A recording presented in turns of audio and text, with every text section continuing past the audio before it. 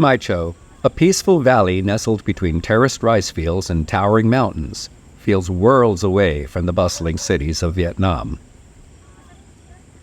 Here, life moves slowly. Farmers tend to their rice paddies, and families cycle through the lush countryside, following traditions passed down for generations. We're on our way back after a day of bicycling when my wife calls for us to stop. It's contan, silkworms. This is one of the local foods we were really hoping to find here.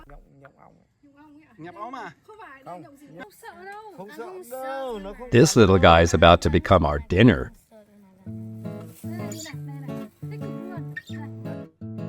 The silkworm, or Bombyx mori, has a long history in Southeast Asia, where it's been cultivated for thousands of years for its silk. Silkworms go through several stages in their life cycle, starting as eggs, then caterpillars, before forming cocoons and eventually emerging as moths. Historically, the cocoons are boiled to extract the silk, and the leftover worms, called nyong, are eaten.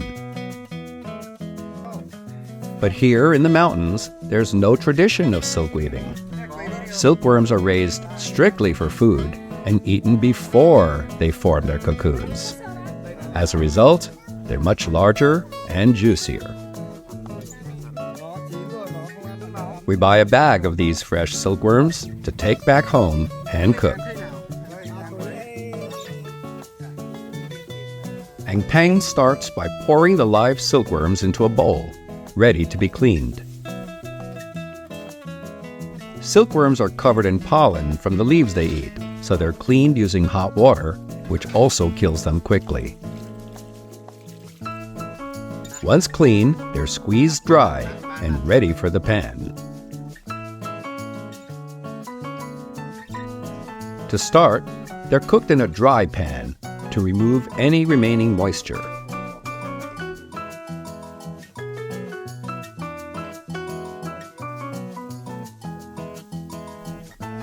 Inside, you can even see the threads they would use to spin their cocoons. Once dry, Ang Pang adds a generous amount of lard to help them brown and crisp up. It's kind of like a little chestnut floral kind of combination. It's a really interesting combination. I'm not quite sure I have the vocabulary for it. Very pleasant, though. After draining the excess oil, they have a rich golden color, and it's time to taste.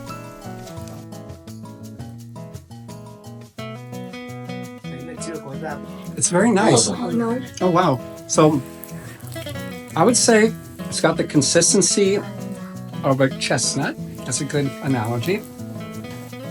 It has a little bit of a chlorophyll or plant, whatever it is that it feeds on. You can taste the leafiness of it. You can taste the vegetation. And it has a little bit of a floral thing happening as well.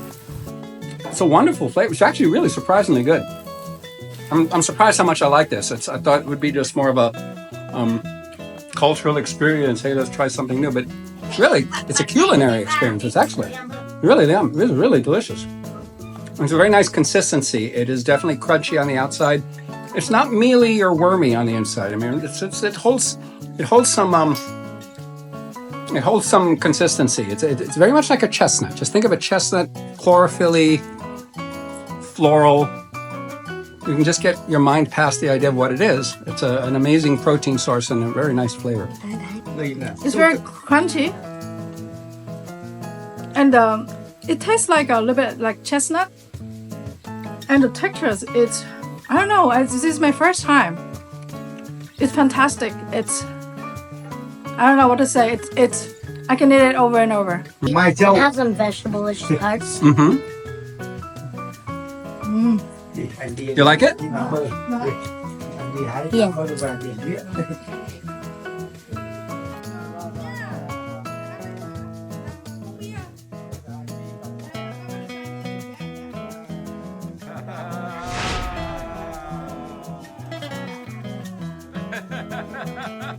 Something this good needs to be shared. not everyone's ready for this delicacy. But Julia and Anna are up for the challenge. I think in the end it tastes a little bit like liver. A little bit like egg. Egg. Okay. Yeah. I thought chicken. In the first. Chicken, egg, and liver. Chicken, egg, and liver. All the best. Their reactions are surprisingly positive. Awesome. Tonight, the silkworms join the table as just another part of the meal.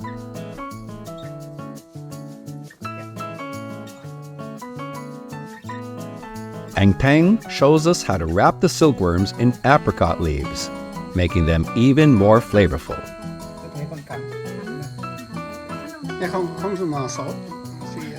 By now, silkworms are just another dish on the table, blending seamlessly with the rest of the food.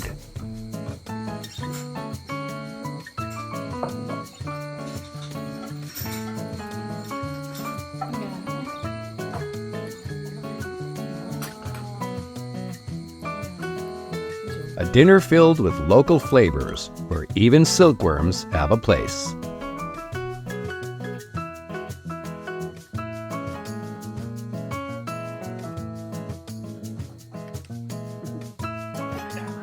Silk.